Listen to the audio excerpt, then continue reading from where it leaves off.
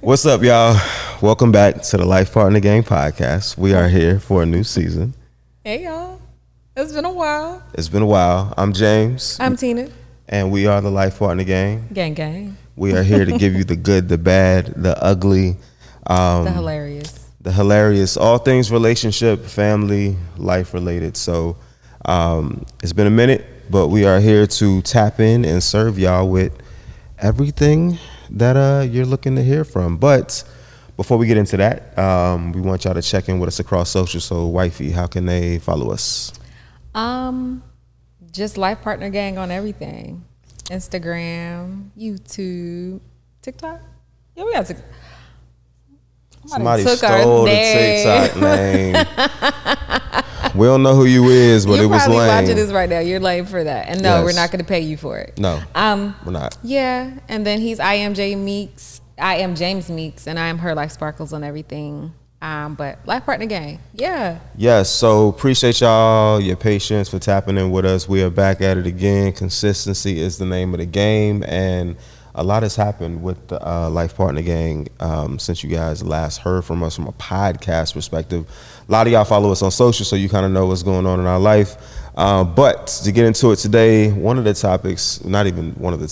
main topic we're going to discuss today is really a life update and getting into our birth stories. So to catch y'all up, we are now parents of, how many kids we got?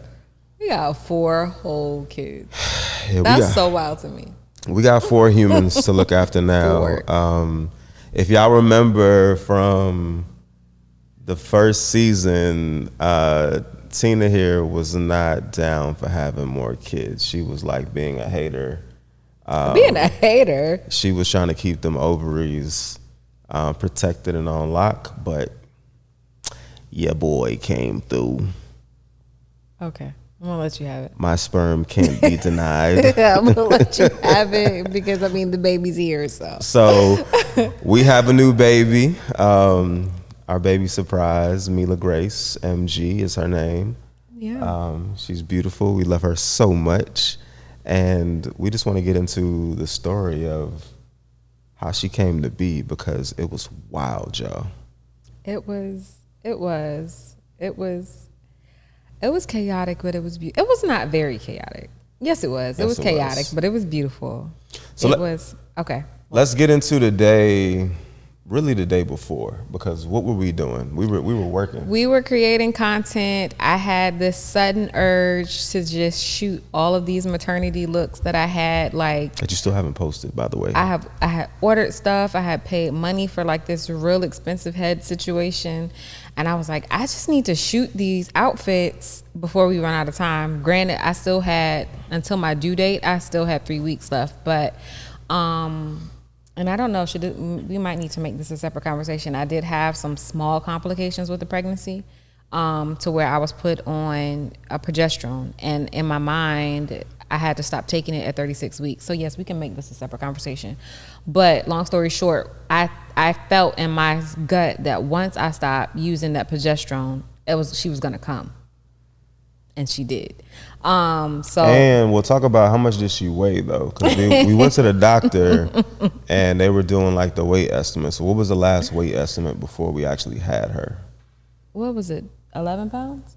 12 pounds? No, 12 pounds. What was it? 10. It was 10. No. Oh, you talking about when they were saying how big she was in your belly before she actually came out? They said she was 5.5 pounds? Yes, almost, it was pretty close to 6. Yeah. And that was that week, what? 34? Yeah. Yeah, it was a little off. It was a lot off. Yeah, so at 34 weeks, they were saying that she was about 5 to 6 pounds, and none of our kids have ever gone 40 weeks. Yeah, everybody else was 39 weeks. Yes. So she came at 37 and I think 37.3. Yes. And for us, we were trying to predict, because once you hit 36 or 37 weeks, and say you're supposed to gain a pound a week. The baby gains a pound a week. So we were trying to guesstimate how big she was going to be. If you went the full. If I went to even 39 weeks. Yes.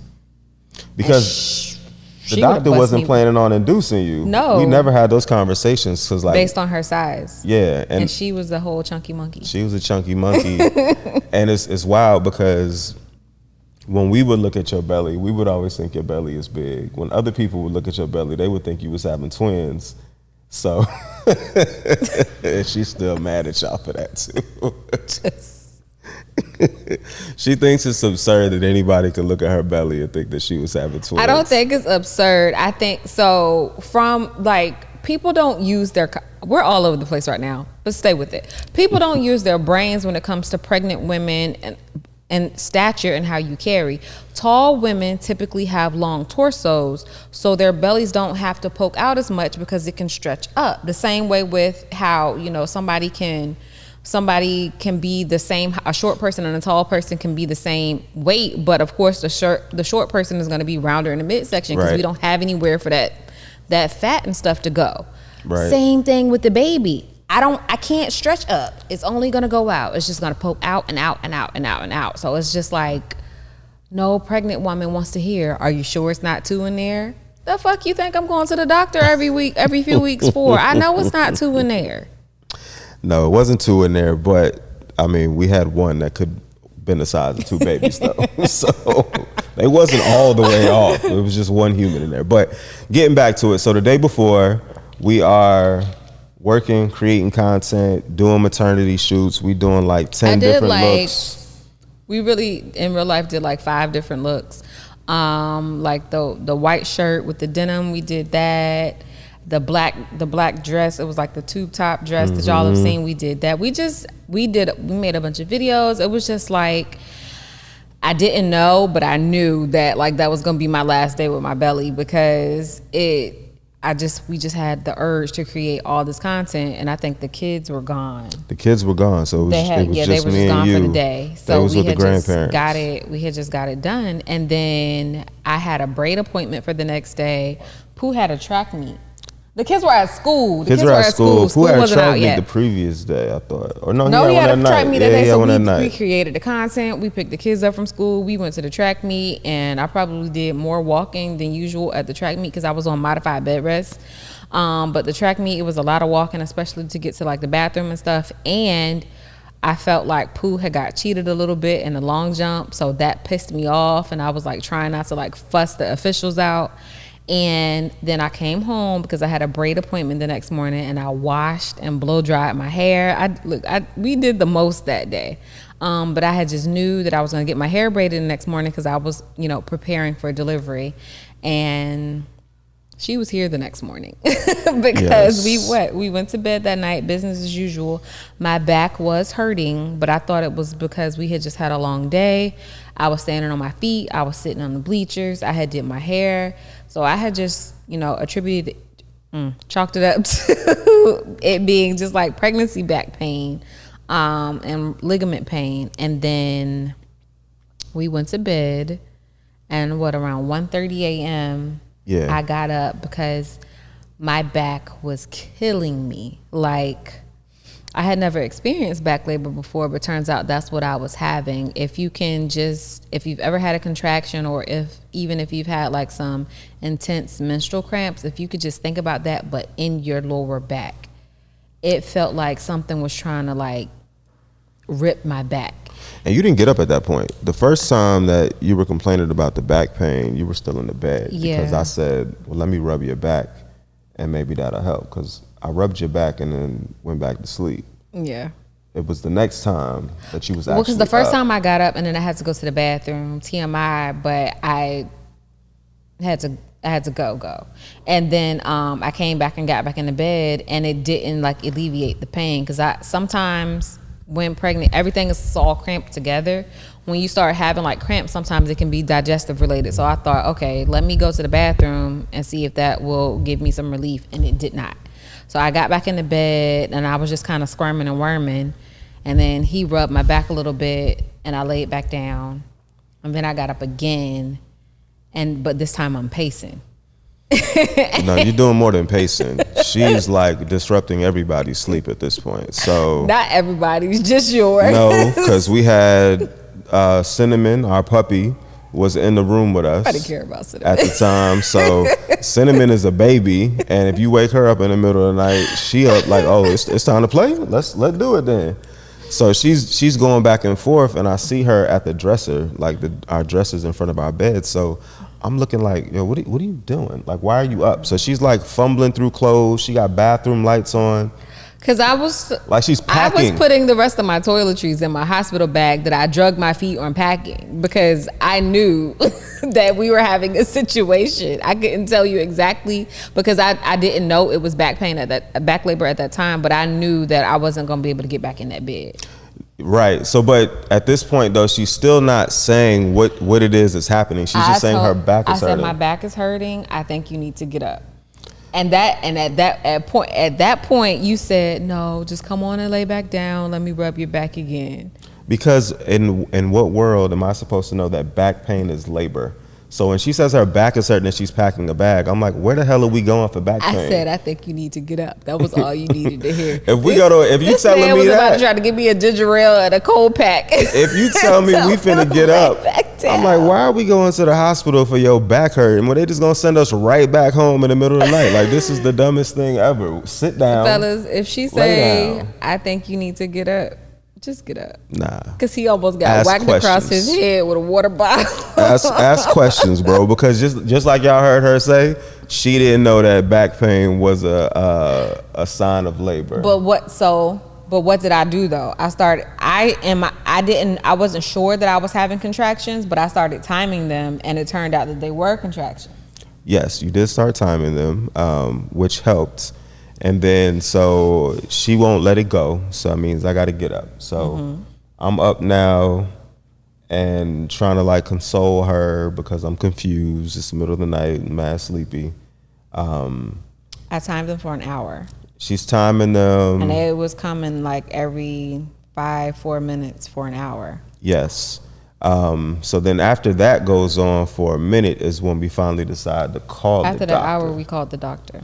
And of course, it's after hours, so the doctor, they got somebody who's sitting right there, but that person has to page the doctor has to get back to them.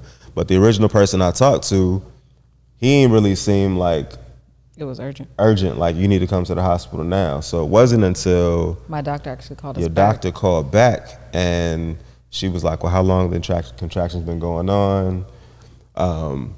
What number kid is this for y'all again? Like, she asked me all these questions that I feel like she should know the answer to, but it was the middle of the night. It's the middle of the night. So I'm having to walk her through who Tina is. And then finally she's like, all right, cool. Well, why don't y'all come down, meet me at the hospital, and then, we'll see if we're ready to have a baby or something like that. So even with her, she was still mad cool, which probably is a doctor's supposed to be cool. They ain't supposed to seem try to freak you out, disheveled or whatever, but she was like, let's meet at the hospital. So then that point, it's like, all right, it's go time. But it's the middle of the night. Our children are upstairs in their bed sleep. We got 2 dogs, and we got to get somebody to the house to come and help. My mom is the closest person to us. Literally, she stays 20 minutes away from us compared to my dad is probably 45 minutes, and your parents are probably like 55 minutes. They was out the country. Yeah, and they were on vacation. So I called my mom. It took my mom an hour to get here. And she lived 20 minutes away. I am still not over it. It took my mom an hour. She gonna see this and she gonna be like, what? Y'all talking shit? It took my mom an hour to get here. And when I tell y'all, I cursed her out in my head so many times because like, WTF, lady. I feel like she stopped and got some breakfast. Got some gas. I think she took a bath first. She was like, let me make sure I'm good. You know what I'm saying? Decided on her outfit. It took her a minute to come over here because she live a cool 25 minutes away. And this is the middle of the night, so there's no traffic. Yeah, it took my mom so long to get here. And I think it just felt even worse because I was in pain. But I was like, I called her because she was going to be the quickest. If I would have thought, I would have just called my daddy. Like, what is happening right now? Yeah. She took a minute. Meanwhile, we're waiting on my mom. He's getting the rest of the stuff together for his bag. I know I'm going to have to leave the kids because in my mind, I'm having a baby. I'm not coming back home tonight. So I get all of my stuff together and I'm just pacing, trying to, like breathe through the pain. I decide that I am going to venture upstairs to kiss the kids. That was the longest, and I rode the elevator. That was the longest trip to get myself together upstairs because I had to like get on the elevator between contractions, ride up, and then my labor transitioned right here at home once I got upstairs, because once I got upstairs, I was able to kiss Pooh and, you know, just whisper to him that I love him, and then I started to vomit. So but I didn't want to wake anybody up. I had to run to the theater room to use that bathroom and get myself together. Like, I was sweating all over myself in pain. And then I finally made it to Zoe and Luke. Like, it literally took, and you were in the room completely not knowing any of this was happening. No. But it took me like 20 minutes to get, he thought I was just out here at the table. It took me like 20 minutes to get upstairs to kiss the kids goodbye because I didn't know whether or not I was coming or going. But in hindsight, I now know that me having that sudden urge to vomit, that was my labor transitioning. Because right when I got back downstairs, my mom pulled up, and it was a wrap from there. My mom pulled up. That's when you finally was coming out the room. Yeah. You had started to load the stuff in the car. She was helping me like breathe through the contractions that I was having and telling me that, you know, if I didn't want to yell, I could still just like moan, but I needed to let it out. Mm-hmm. So I'm breathing and grunting, and you finally get everything in the car. And she was like, "Did your water break?" And I was like, "No, my water hasn't broke yet." And literally, as she said that, my bag started to rupture. It didn't full on break, but I started leaking. So yeah, you had to get me a towel. We had to get you a towel. Now, mind you, she's sweating like a goddamn. I was sweating slave. Like I had been working out. Yeah, I was. Like, she covered in sweat, and the air is on like 62, so it's freezing in the house. But I touched her back, and like she was just drenched in sweat. Mind you, I had just blow dried my hair, so I got this foofy puff. Yeah, she looking like sweating Mufasa in the Lion King. It's a real crazy situation. Not how I wanted to go to the hospital, but yeah. So we at the table. I get her a towel and everything. The car is started, and I'm trying to put stuff into the car. But this was like her first like little snappy moment. So her mom is sitting right there. She's like talking to her mom, going through the breathing thing. So I'm just letting them have a moment.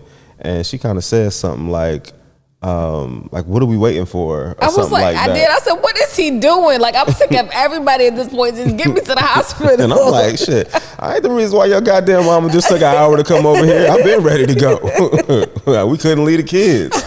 And you can't drive yourself. No, so I couldn't. I'm doing what I'm supposed to do. So we finally say peace to her mom.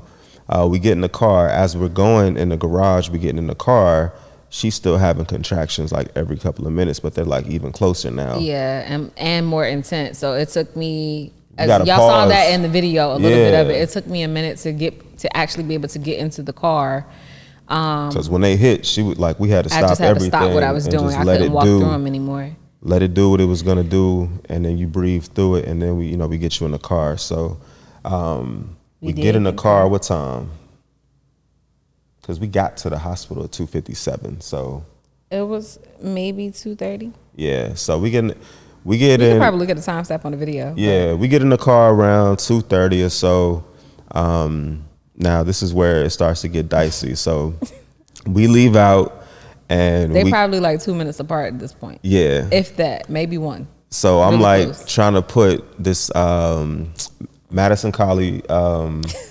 She has an the girl album, that plays the harp. The harp. So we would put that on and we had a speaker that we put on her belly for the baby while she was pregnant. So we would play that at nighttime. So I put that on thinking I was gonna calm her down a little bit, but she's like coming outside of myself. She ain't trying to hear that music, nothing. She's wilding. So we get out of the neighborhood. It's like 2 lights until we get to the highway. And then I get to the second light, which is a left turn to go into the highway. It's 2 o'clock in the morning. It's literally nobody outside but us. It's 2 o'clock in the morning. You gonna stop at the red light. There are people outside. There's a person behind me, and I don't know where the police is, nothing like that.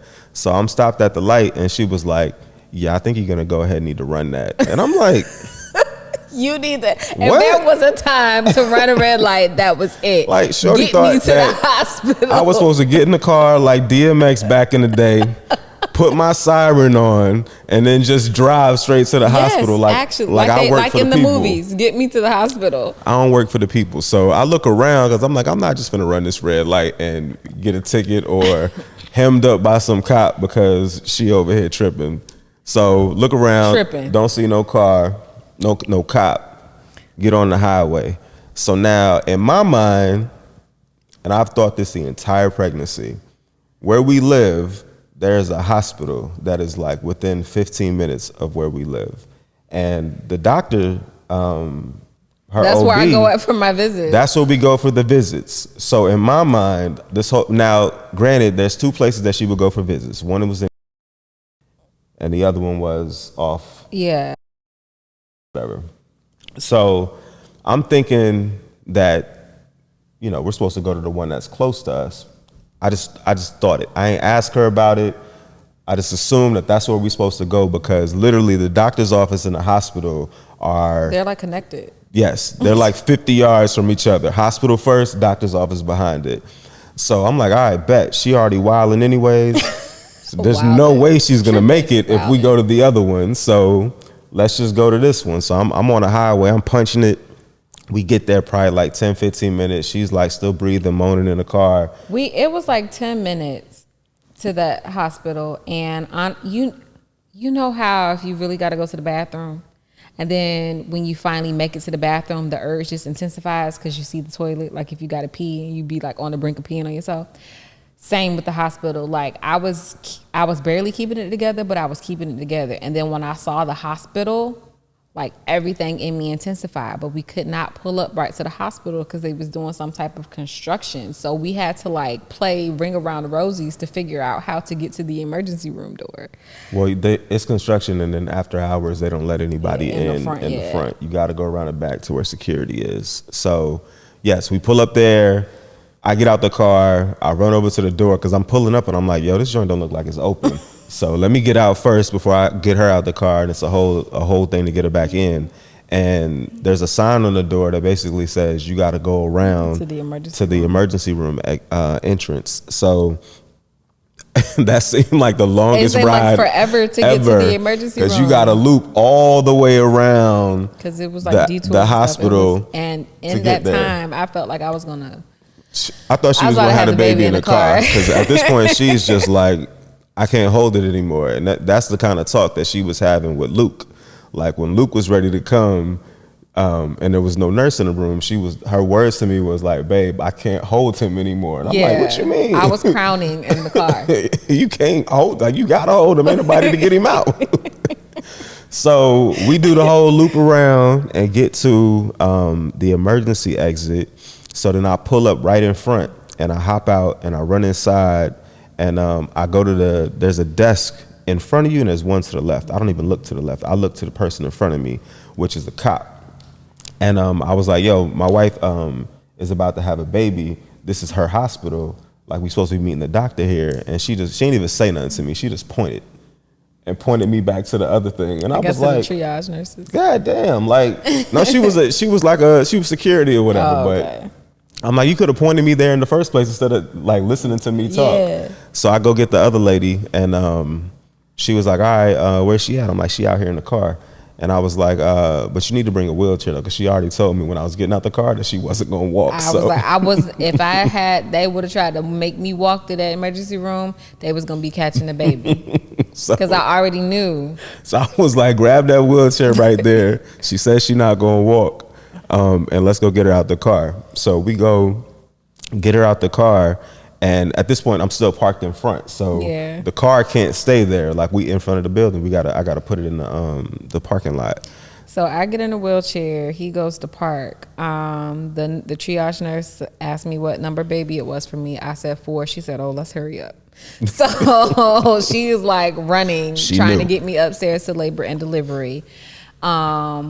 They get me up to labor and delivery, and the nurses are kind of just at the charge station or whatever. And one of them looks at me and said, you feel like you don't have a baby? I said, yeah. They said, what number baby is this for you? I said, 4. Because once you go on, with ladder pregnancies, once you go into labor, it's like quick. Everything is quicker. So they roll me into the room immediately. They don't ask me no questions. I don't get to do registration, nothing. They roll me into the room, and I see the bed. and they're like, we need you to stand up.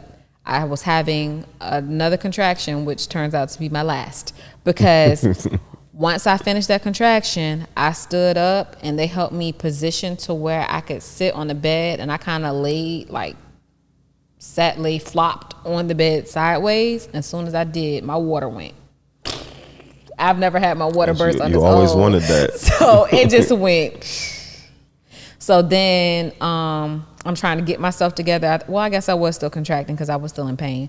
But and I'm still not in the room. He's not in the room yet. He's still going to park and then trying to figure out where to come. And then the doctor was like, I need you to turn over so I can check you. I need you to turn over so I can check you so I can see how dilated you are. And I was like, you don't need to check me. I need to push. I need to push. So they helped me finally get over to my back. I still have my shorts on. She was like, I'm going to take your shorts off you. So she helped me take my shorts off. And when I did finally open my legs, Mila's head was right there. She was like, somebody give me some gloves, somebody give me some this, somebody give me some that. And but it was a lot going on in that moment, but there was an intense sense of calm that just kind of washed over me, because my OB that I have been seeing this entire time is white, and I don't have any. My doctor that delivered Zoe and Luke was white, so I have no issues there. But just with all the talk about, black mothers and mortality rates and everything that has been going on, when I tell you, when I finally did open my eyes and turn over and it was time to push, the room was full of black women. The doctor was white, the nurses was white, everybody in that room that was helping me have this baby was black. I've never felt more safe. I was like, I know if something goes wrong right now, these black women are gonna, work their asses off to take care of me. It was, I don't know. Maybe you have to be a black woman to get what I'm trying to say to you right now, but it was just a very sis got my back kind of moment. But all that to say, when she turned me over, it was time to push. And she came out in 2 pushes. All right. But yeah, I was saying it was a very, just... You felt safe. I felt safe. You had... And I had a team full of black women ready to take care of me. Which was dope, because I don't think with... I've never seen that many black women in the delivery room before at the same time, because it was like 6-7 people in there. Yeah, there was one white woman in there. She was like a nurse or something like that.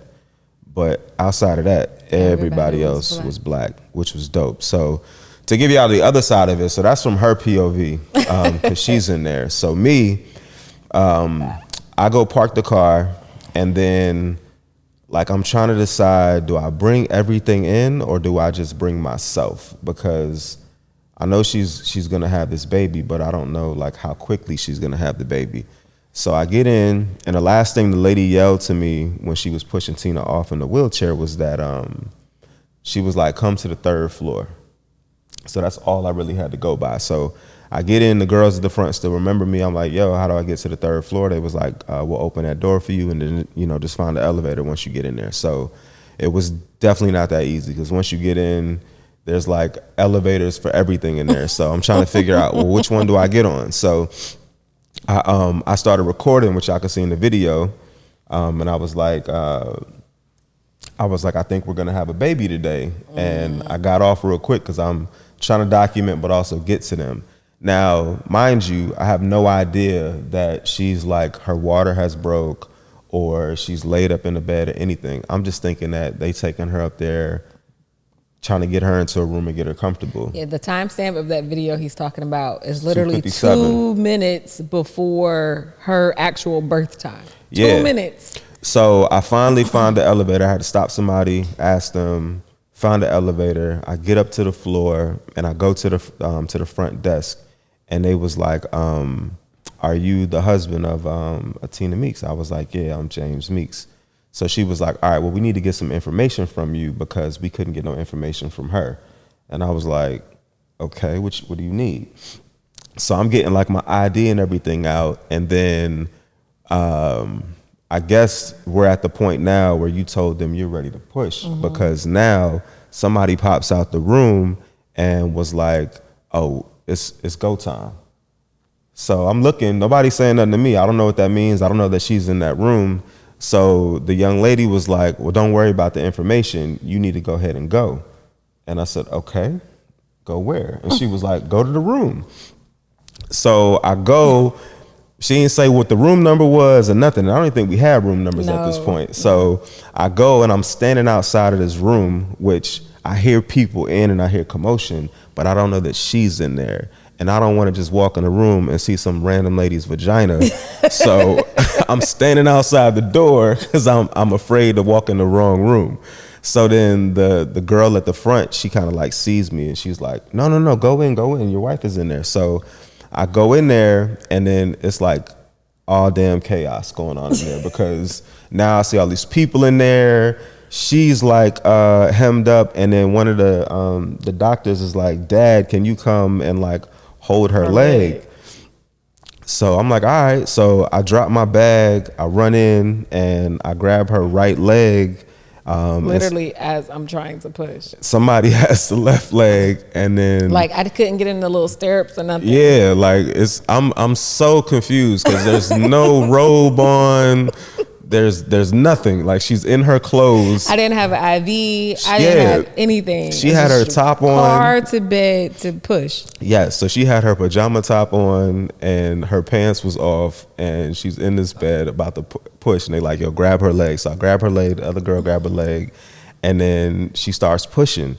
And then it was one, and then it really wasn't even two. It was like 1.5. Well, the second one was kind of funny though. Why?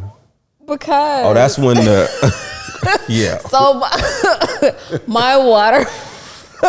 Oh, I wish we could have got this on video because I would love to see everybody's faces, like from my point of view. Well, my water did break, but I don't think because it happened so fast, everything did not have a chance to leak out. So the first push, and it was kind of like a violent kind of push because I had been holding it for so long. So I guess that's when her head and everything came out. But then with the second push, Mila did come out, but the rest of the amniotic fluid just went. Just imagine. And everybody was like a scary movie scene where somebody gets like violently murdered and the blood is like gushing everywhere.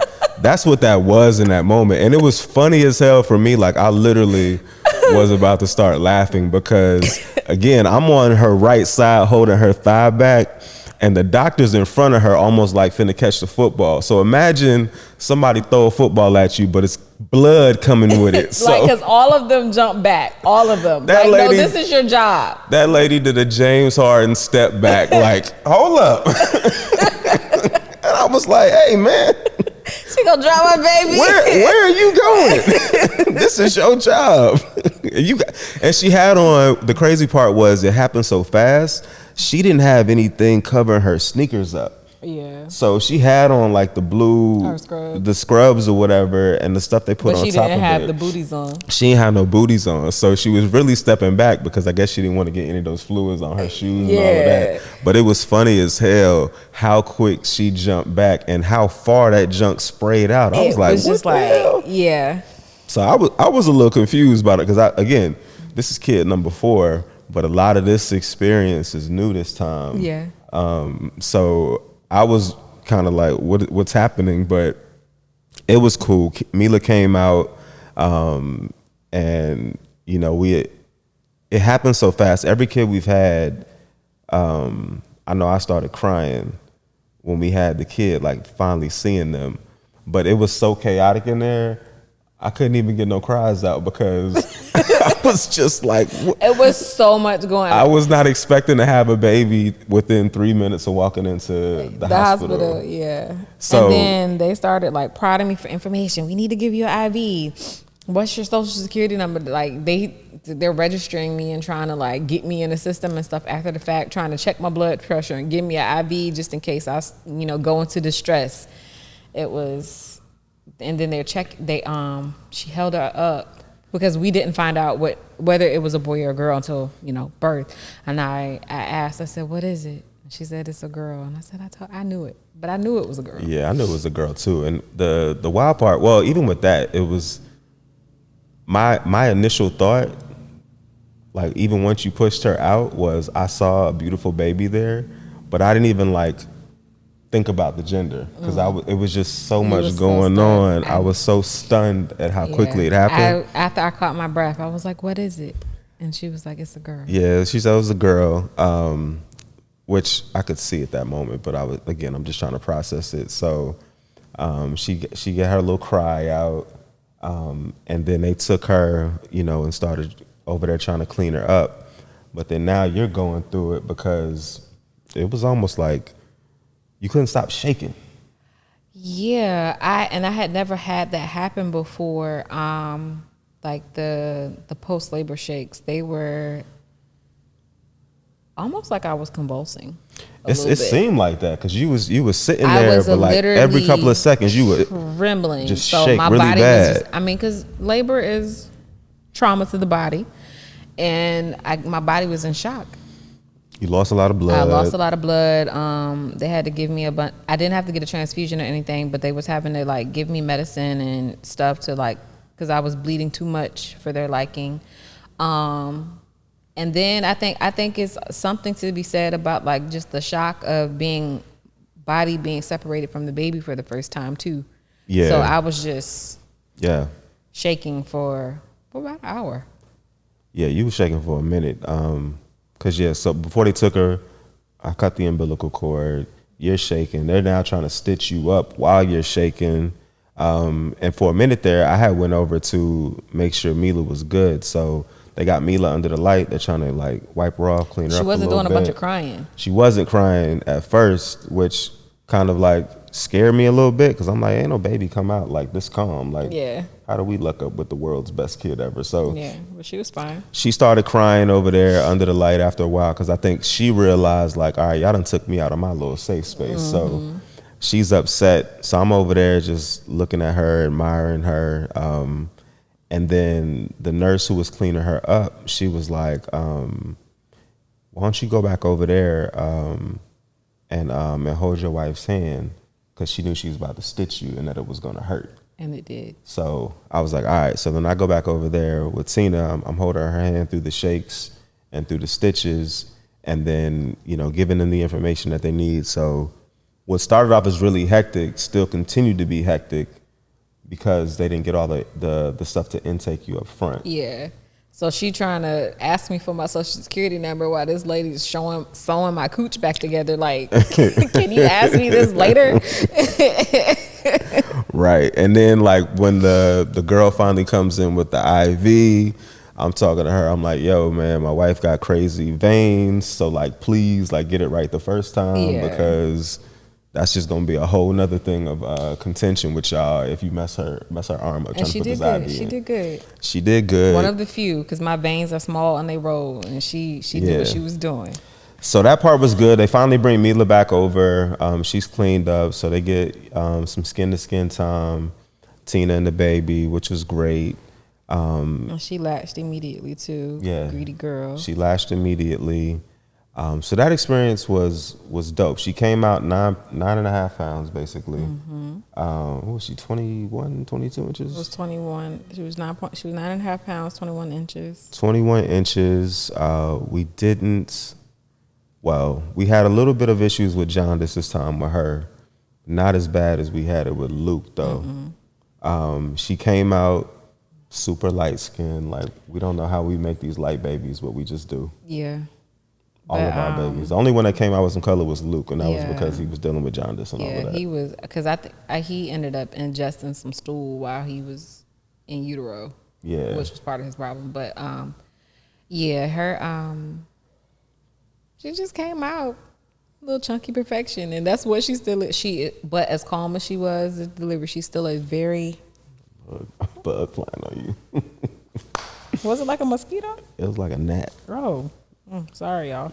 But as calm as she was in that delivery room, she's still a very calm baby.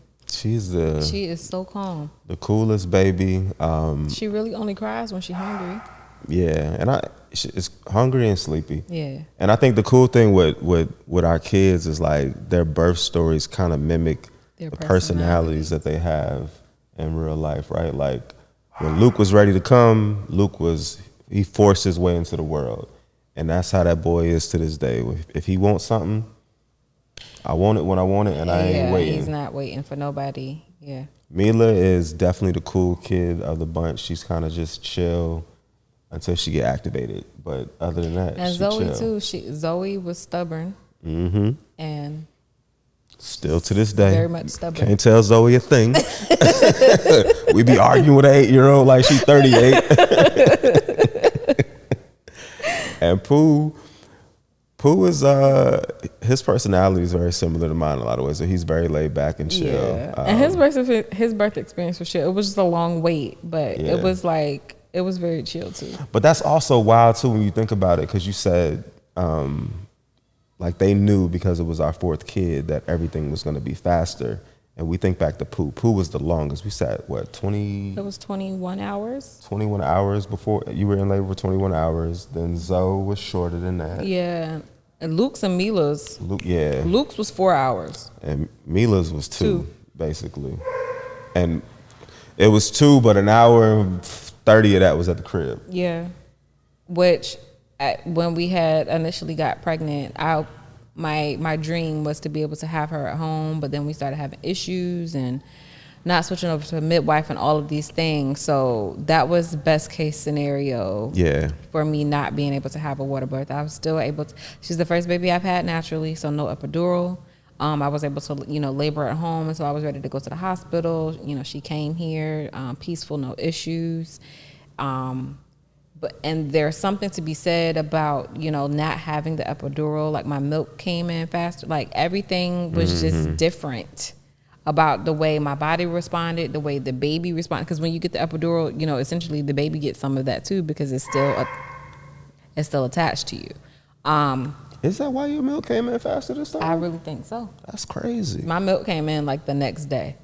Yeah. It was crazy. And with that epidural last time, like, remember that joint didn't take right or something, and you was like numb. That was your numbness wore off. That was with Zoe. That was Zoe. With Luke, it started to wear off. They messed me up with both of them, to be honest. With Zoe, it's like I got too much. So not only were you was numb for extra long, but your legs. My legs was numb. It took forever for it to wear off, but during labor, not only were my legs numb, my upper left side was numb. So I couldn't even hold myself up. Yeah. It was like you had a stroke. Yeah. It was a little scary. So imagine trying to push and you can't even really control like your back and your core on your left side. Like, James was holding up my leg, but he was also having to like hold me up. It was crazy. Yeah. And then it took forever. It took almost a day for it to wear off. I was a little scared. I was like, am I going to be able to use my legs again? Gonna be out here like Lieutenant Dan. Hey. No, but I think I'm just happy. Everything that I wanted to be able to experience this time, with the exception of the water I did. My water broke. I got to have her without meds. It was perfectly imperfect. I don't know how else to describe it. I would say so too. I think everything about the experience of all of our kids, it was the most enjoyable pregnancy in that we got to do it completely together from beginning to end. Yeah. I feel like we got pregnant at just the right time, because we're like post all the mask mandates and all of that stuff, and me not being able to go to the visits, to the doctor's appointments. Like, I got to go to every single doctor's appointments. We actually have videos that we need to turn into something, YouTube videos or something, because we documented the whole thing, every appointment. So I was home with you during the time, so we were just more locked into it and locked into each other, which I think made the pregnancy just more fun. Yeah, because it was the complete, 180 from our pregnancy with Luke. I was gone. Because he was gone, the whole pregnancy, and even, for the majority of that postpartum period, you were away working in California, and I was in there Texas. in Texas. So I'm home on the weekends, and then when Luke came, I took off. They let me take off for took off for 3 weeks, but they like had an attitude about Yeah. the third week. So I had to go back because, you know, they was going to probably try to do something funny with my money. But it was enjoyable to just be able to experience it together and go through all of the milestones. Now, I will say, and I want to know your perspective on it, of all the pregnancies, I never like told you this, but I had more anxiety this pregnancy about, and I think it's your fault, honestly. My fault. Yeah, I had more anxiety this pregnancy about you and like just, I did a lot of praying about your health and you making, you know, like no complications with you. And I mean, I feel the same, but I don't know if this is my fault. I think it's just the reality of it, It's your knowing fault. that I'm older, It's your and fault. that, you know, risks can be higher, and that you think about, you hear statistics like 1 in 4 or 1 in 3, and you like, well, if I keep doing this, you know, like, what are the chances, kind of thing. yeah, but I get it, but it was just something, because you act like you an old geezer now. And it's I like am. more and more. But the thing I be trying to get across to her is that more and more women are having babies later in life now. They are, but it be they first. This my fourth. It's I mean, not Russian roulette, but Russian roulette. You keep pulling the trigger, one of them gonna be the bullet. Yes, but Yeah. but I still think that like you were like sowing that seed into me to where it was like before I was never worried about is my wife gonna be alive after she has the baby. You had that anxiety with Luke too. Not as bad as I had it this time. I'm telling you, I just didn't say anything this time because you already was like on your own. Like, what's the term they call y'all old women when y'all have babies now? What's the medical term? How you gonna tell me I'm not old and then call me old? Because you've been saying you've been geriatric. old. Yeah, fool. geriatric. So you kept talking about this geriatric pregnancy They nonsense. kept talking about it every time I went to the doctor. So, how could I not? I'm Making me just- take extra tests. I gotta do the diabetes test 2 and 3 times. Yeah, they won't let you. Yeah, I mean, it rubs off on you a little bit. Yes. So I think that outside of that, like everything else about the pregnancy was And then good. I think it didn't help that we had just come off of like it being Black Maternal Health, you know, month or whatever. So Yeah. all of those statistics were fresh.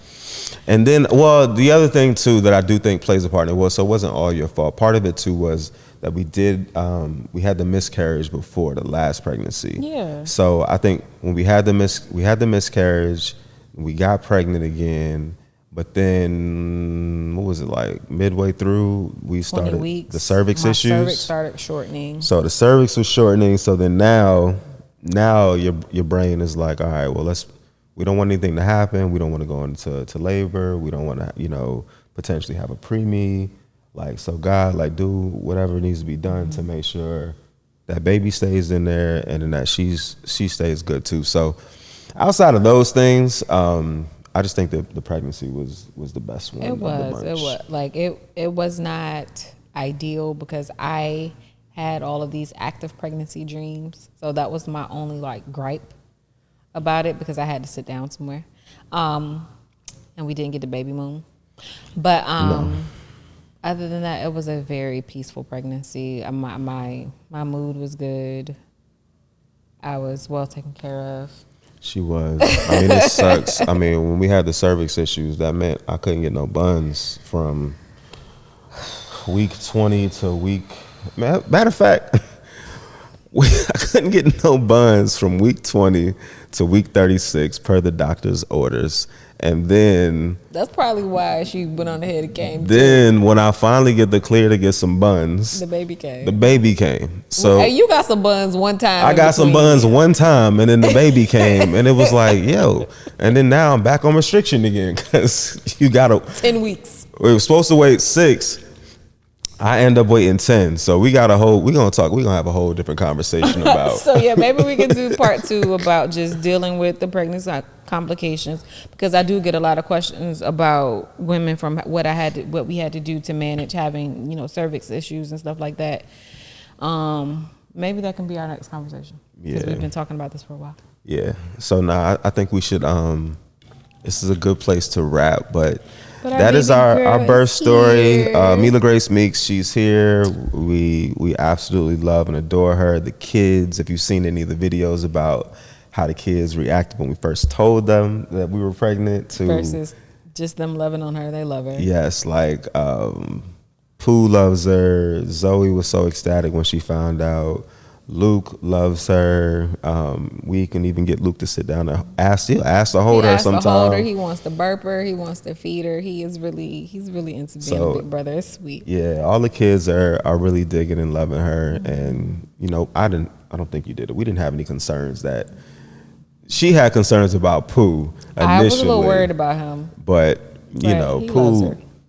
he talked junk about all these kids before they got here, because I think in his mind he was He supposed to be the wanted to be only the only child child. forever. But nah, bruh. He loves them. He loves them all. He love them. So it's been great having her in the family. And I don't know about you, but I feel like our family is complete. don't look that way. What other way I'm supposed to look? We're gonna have another conversation too about family planning. And Y'all, he is still trying to. I Anyway. think 5 children is a good number. I feel like I my really want uterus 10. is retired. want It's 10. giving retired. Hey, if you know any good what they call? You just read a story, but What's I'm not trusting nobody surrogates? else's I'm uterus. sorry, my brain today. If you know any good surrogates out there, I'm gonna start interviewing some soon. No, he not. Because we didn't get the water birth and we didn't get twins, and those are like the only 2 things that we haven't gotten that we wanted. I don't understand why we would need twins. We already have 4 kids One for me, one and for 2 you. dogs. One for me, one for you. No, I don't want another one. Anyways, after every kid, we have this conversation, and then somehow, you know, we end up It ain't gonna What be a no blessing. somehow this time. I'm good. with a blessing. Surrogates. Anybody know how to DIY a vasectomy? First of all. Send me those details. But anyways, we ain't get up a second. Ain't nobody snipping these nuts Uh-huh. unless you trying to snip them I will snip them. with your mouth. Let me sharpen my teeth. But anyways, man, we so happy to be back with y'all again, man. We are the Life Partner Gang. Gang, gang. I'm James. I'm Tina. And we out. Till next time. Bye. Peace.